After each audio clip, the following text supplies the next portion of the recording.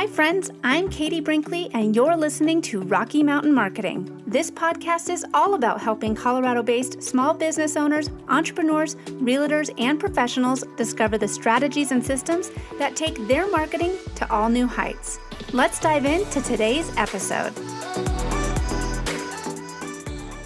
Welcome back to Rocky Mountain Marketing. My guest today is Jon Just. Jon is the co-founder of Denver-based Therapeasy, which is a health tech startup on a mission to match you to your perfect therapist. Jon has over 10 years experience working in healthcare finance, analytics, and hospital operations, but always wanted to make the leap into entrepreneurship. They launched in May 2020, and Therapeasy is currently changing the way Coloradans seek mental health care. Jon, thank you so much for coming on the show today. Katie, thanks for having me. Very excited. Well, I always like to have our listeners get to know who the guests are a little bit. So tell us a little bit about yourself. Tell us where you grew up and what life was like growing up. Yeah, so I was born and raised in Texas, in a rather small town near Dallas-Fort Worth area, so North Texas. And my parents still live there. That will always be home to me. Most of my family lives around there, but I decided to leave Texas for college. I went to college in Tennessee, 4 years there. And then after that, went to graduate school in Southern California, spent another 4 years there before making my way to Denver. So I kind of been all over the place, but definitely Colorado is my favorite place that I've lived so far, for sure. Now you have a wide background here from healthcare finance, analytics, hospital operations. What eventually brought you to entrepreneurship? What stops do you think really kind of led you to want to be your own boss? Yeah, good question. I always thought that my career path was in healthcare and I would end up running a hospital one day. That was kind of always my goal, to be a healthcare executive. And I didn't really know what the word entrepreneurship even was. Even going through college, no one really talked about it. And it wasn't until I took my MBA in grad school that I took an entrepreneurship class, like Entrepreneurship 101, like the very basics. And that is what really sparked my interest. So it was ever since I took that class way back when, I had this itch. And it's interesting, I never considered myself an entrepreneur, but looking back at my childhood, and some of the things I did while growing up, I was always trying to start my own business or start this or that and finding ways to make money for myself. And so looking back, I know oh yeah, I was entrepreneurial, but growing up, that just didn't really have a concept of what that was. So like I said, in grad school, I took that class, had a great teacher. He was the dean of the School of Business at the time. And that really kind of got my wheels turning of, thinking the path that I'm on, healthcare executive, do I really want to be on that path or do I want to pursue something different? Yeah, and eventually led me to co-founding Therapeasy. Well, I was going to say, if someone is listening to the show right now and they're like, I've always kind of thought about being my own boss too. What advice would you give to an aspiring or a new business owner that is considering becoming an entrepreneur? I would say, first of all, just be intentional about the way you look at your life and the path that you're on. And for me, that was for so long. I kind of describe it as I was a leaf kind of floating along this river of a career path, right? I kind of just took whatever came next and whatever promotion or whatever was the next thing that kind of came my way. I just fell into it without really being intentional and giving it some thought of where's this taking me and do I actually want to end up there? So that would be the first thing I would say, is just be intentional of your choices and think, is this really what I want to do? And think two or three steps ahead of okay, so maybe if I do this, then what is the next two steps? And is that really the direction that I want to go? Because it wasn't until I started thinking intentionally about where I was going to end up one day that I made that choice to focus more on my own thing rather than the corporate ladder. So tell us a little bit about Therapeasy. You guys got started at a very challenging time last year. 2020, that was a year for the ages, and it caused a lot of businesses to rethink their business strategy and caused most businesses to pivot the current way that they were doing business and running their business. Tell us a little bit about how this business came to be and what exactly Therapeasy offers. Yeah, you mentioned it before. We launched in May of 2020, which is like smack dab right in the middle of the pandemic. And sometimes I still wonder, like, was that good timing or was that bad timing? Because it was a challenging time for everyone. But the idea for Therapeasy really was born maybe 2 or 3 years earlier. My co-founder Christine and I we were getting together and we were trying to put our heads around what is something that we could do that is healthcare focused, because we both have our backgrounds are in healthcare. What is something that we can do with our healthcare backgrounds that we are both really passionate about? And so the idea of mental health came up, and how people access mental health. And I don't know if you've ever tried to find a therapist or have had to navigate the system before, but I certainly have. And it's daunting. It's very difficult. It's confusing. So much so that a lot of people give up. You can give up the search before they bring it to completion, just because it's so complicated, right? And so that was actually me. That was my story. Was that a few years ago I was looking for a marriage therapist, marriage counseling, and just was so overwhelmed by the amount of choices, the amount of information, not really being an expert in the industry of I gave up my search, and I didn't receive the care at a time when I really needed that care. So that was my experience. And so that out of that was born Therapeasy, what we do, we're an online resource, online platform that allows people to put in their information, what they're looking for, some of their criteria and their preferences. And we have an algorithm that will match them to their top compatible therapists near them based on different factors beyond demographics, such as communication style, cultural competency. And so really trying to get at what makes a good fit and a good relationship between the client and a therapist, because we believe that it's that fit that really helps bolster therapeutic outcomes, right? So the better the fit, the more likely you are, or the faster you are to really receive the outcomes that you're seeking. So that's kind of how we came to Therapeasy. And so, like I said, we've been thinking about this idea and doing a lot of research for a few years before actually pulling the trigger last year in 2020 and launching. So since launch, we've made over 1,000 matches here in Colorado. We're just serving the state of Colorado right now. And we facilitated over 1,000 matches, which we're really happy about. And we're hoping to do more this year. What do you think that some of the biggest mistakes are that business owners make when they're trying to grow and sustain a successful businesses? I mean, like we mentioned earlier, you guys decided to start your business in the middle of the pandemic, but it might have actually worked out to be perfect because a lot of people were spending more time online and making those searches. But what do you think that some mistakes that they might be, that some business owners might make, that you would say, hey, learn from me and my mistakes, don't do what I did? Yeah, I think that anytime you're dealing with an online business, especially, a lot of your marketing efforts are going to be online, right? Whether that's through social media or paid ads. And so we took the approach, I'm not a marketer by background, so I don't claim to be an expert by any means. And so because of that, and because we're a bootstrap startup, we don't have a huge marketing budget. So what we did is really focused on the kind of micro campaigns that we viewed as experiments, so to speak, to really experiment and see what worked within that digital advertising space. So right now, we've run, about 50 of these campaigns since launch, and really been able to learn. It's a low risk, right? So if something doesn't work, you haven't spent your whole budget, right? And so we're able to act quickly and iterate on these kind of micro experiments. So that's worked for us. So I would say don't assume that you know exactly what's going to work from day one, and don't dump a bunch of money into something before you really feel comfortable with whether or not it's going to give you the results that you want. Well, that was going to be kind of my next question here is, what type of business model, or what does your model look like for finding and engaging and selling to your ideal clients and customers these days? What type of marketing have you found to work for you and your business?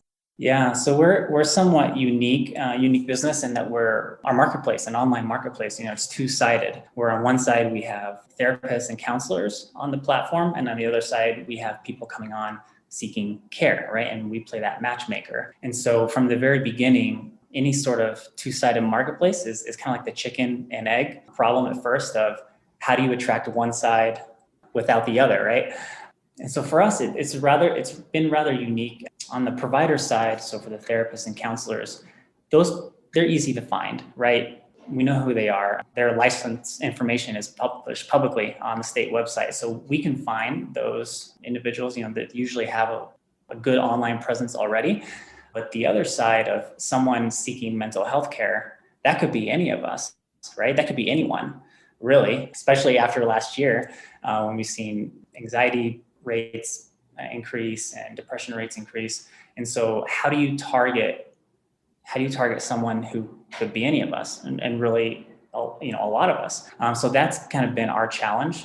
And one thing that we found, interestingly enough, is anytime that we try to segment, the typical advice for online marketing is segment down to your target customers as much as possible, so you can be effective with your messaging. But anytime that we have tried to filter down and be more specific with our ads or whatnot, we actually don't see as good results as when we do the broad approach. And so it's been interesting to us of trying to figure out, okay, if we're going to target who and how are we going to target, or are we going to do the shotgun approach, which seemed to yield better results. So it may just be the unique nature of our product and being in the mental health space.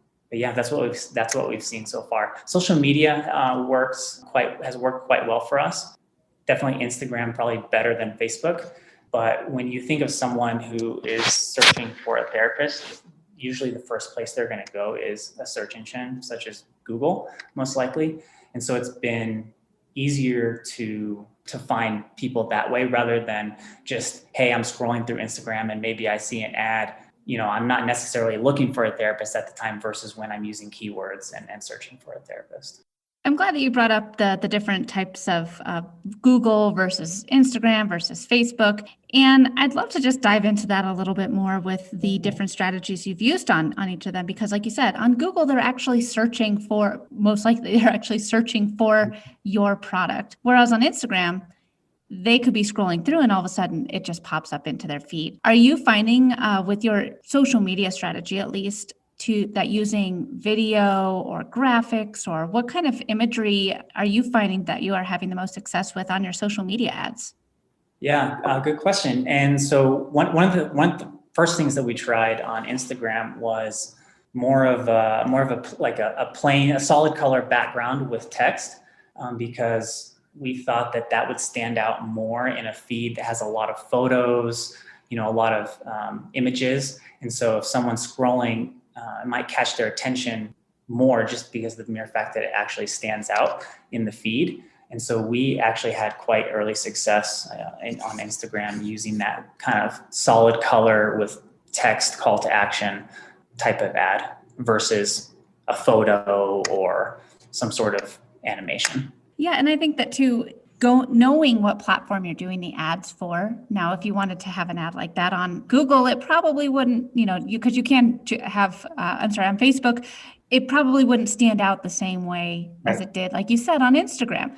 And so knowing the different types of platforms and creating the ads that are specific for that platform. Unfortunately, guys, you can't just copy and paste things between all the different search engines and social media platforms for your ads. When you do tailor your ads specifically for the platforms, I think that you're going to see exactly like what Jon just said, is you will have more success.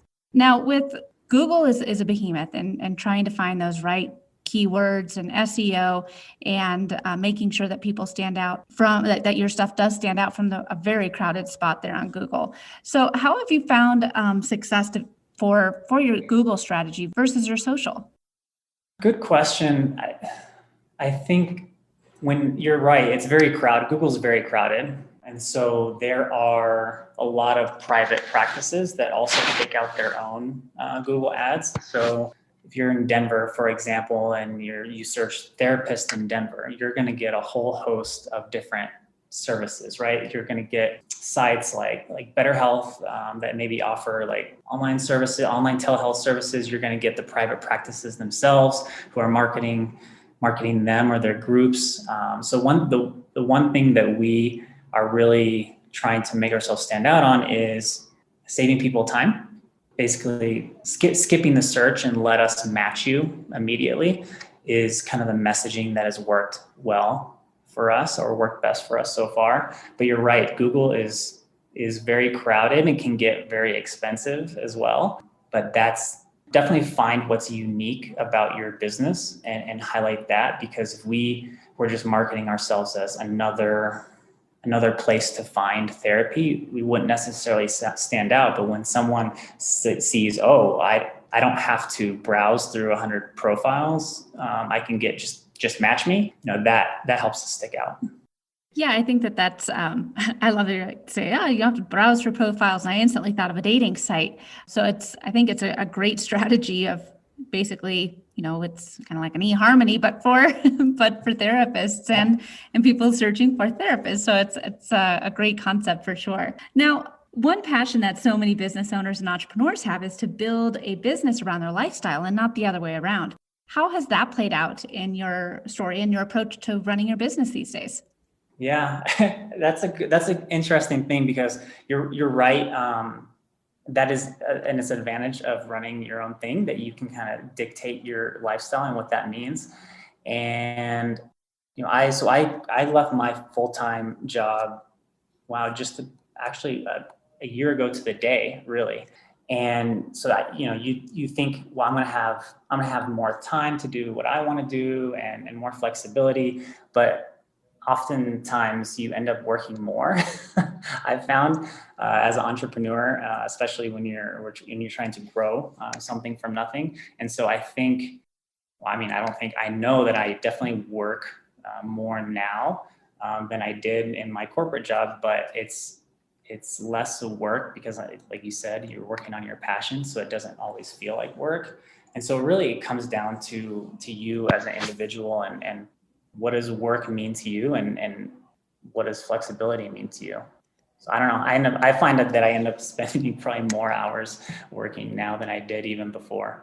I am right there with you. I feel like I'm definitely working more, but it's stuff that I'm passionate about. Mm-hmm. I could talk about social media and strategies and ads and all things digital marketing for hours. But, there's a lot of things too where, oh man, I got to do the accounting, and I got to do the bookkeeping, and I got to build the landing pages. And all those different aspects of the job, that's kind of like, oh yeah, this stuff does come with being an entrepreneur, especially while you're growing, and growing out a team, because no one wants to see your business succeed more than you do.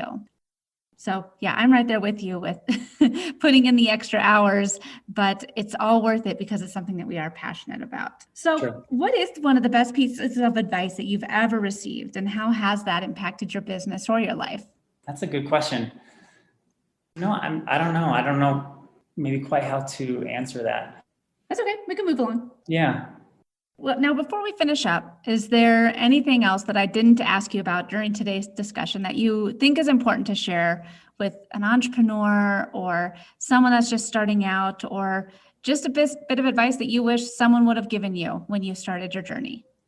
Yeah, definitely. I think mental health is important to everyone, but I think it's especially important to entrepreneurs, because as an entrepreneur, you can really get your identity wrapped up in your project or in your company or your business. And that I'm guilty of that as well, right? So when the business is doing good, you feel good as a person. And maybe when it's not doing so good, you can feel that as it reflects on you as well. And so finding a way to deal with the roller coasters of a business, because there will always be ups and downs, but finding a way to separate your identity from your business is very important. So some of the ways I do that is making sure to check in regularly with my co-founders, because I have also started a business as a solopreneur before, and it can be very lonely. So being an entrepreneur is isolating in many ways, but one of the ways that you can feel isolated is feeling like no one really understands what you're going through, whether it be family or friends who just haven't run their own business before, may not quite understand. So if you do have partners or friends or colleagues that you work with, make sure you check in with them regularly, because they can help you work through things in ways that others can't. And take breaks. I mentioned working a lot, which I do, but I also, I have a regularly scheduled Sabbath each week where I don't work for a day. And that does wonders for keeping me grounded. And I'm so glad that you brought up the sometimes lonely journey of entrepreneurship and how important it is to find those kind of I don't want to say accountability partners, but someone that you can check in with or know that will check in with you to just share their tips or their struggles. And you guys can be a sounding board, because like you said, it's a lot of work to be an entrepreneur and go after something that you're passionate about and build it from the ground up. And it can be sometimes a lonely or scary journey. So I think that I am right there with you with trying to find somebody to align with you and connect with you, or else going down a Therapeasy sort of route and seeking out for help, just to have someone else to listen to you and help you with this journey, because it can be scary and lonely, but it really doesn't need to be if you have the right people that you surround yourself with. For sure. Totally agree. Well, Jon, this has been such a great conversation. Where can we find out more about you and your business online? Yeah, so our web address is just therapeasy.co. So that's CO, not COM. And, you can find me on Twitter, LinkedIn, Jon Just. My email is jon@therapeasy.co. Yeah, I'll be glad to talk to anyone about what we've learned with marketing, our online marketing efforts, or just being that sounding board of someone who understands what it's like to be an entrepreneur. This has been so great. Thank you again for coming on the show today. Yeah, thank you. Had a lot of fun. Thanks so much for listening to this episode of Rocky Mountain Marketing. As always, I'd love to hear from you. You can visit my website at www.nextstepsocialcommunications.com, connect with me on LinkedIn, or check me out on Instagram. I'm at next.step.social. Let's keep taking your marketing to new heights.